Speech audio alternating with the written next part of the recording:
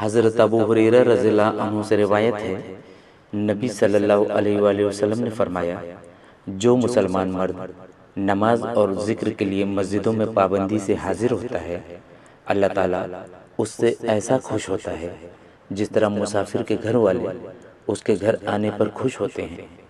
حضرت ابن عمر رضی اللہ عنہما فرماتے ہیں، رسول اللہ صلی اللہ علیہ وآلہ وسلم نے ارشاد فرمایا، دعا ان آزمائشوں سے فائدہ دیتی ہے جو نازل ہو چکی ہیں، اور ان آزمائشوں سے بھی جو ابھی تک نازل نہیں ہوئی۔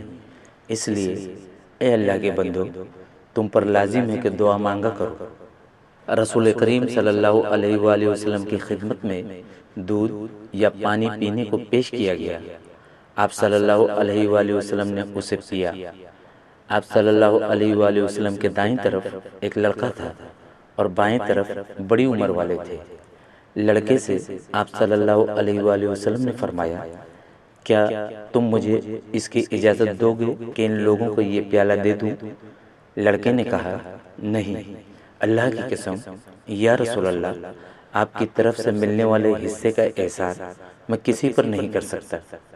راوی نے بیان کیا کہ آخر رسول کریم صلی اللہ علیہ وآلہ وسلم نے وہ پیالہ اسی لڑکے کو دے دیا۔ ابو ہریرہ رضی اللہ عنہ کہتے ہیں کہ ابو بکر صدیق رضی اللہ عنہ نے کہا، اے اللہ کے رسول، مجھے ایسی دعا سکھائیے جو میں صبح و شام پڑھتا رہوں۔ آپ صلی اللہ علیہ وسلم نے فرمایا، کہو، اے اللہ، غیب اور حاضر کو جاننے والے، آسمانوں اور زمین کو پیدا کرنے والے، ہر چیز کے رب اور مالک، میں گواہی دیتا ہوں کہ تو ہی سچا معبود ہے۔ میں اپنے نفس کے شر، شیطان کے شر اور شرک سے تیری پناہ میں آتا ہوں۔ صبح شام رات سوتے وقت یہ کلمات کہو۔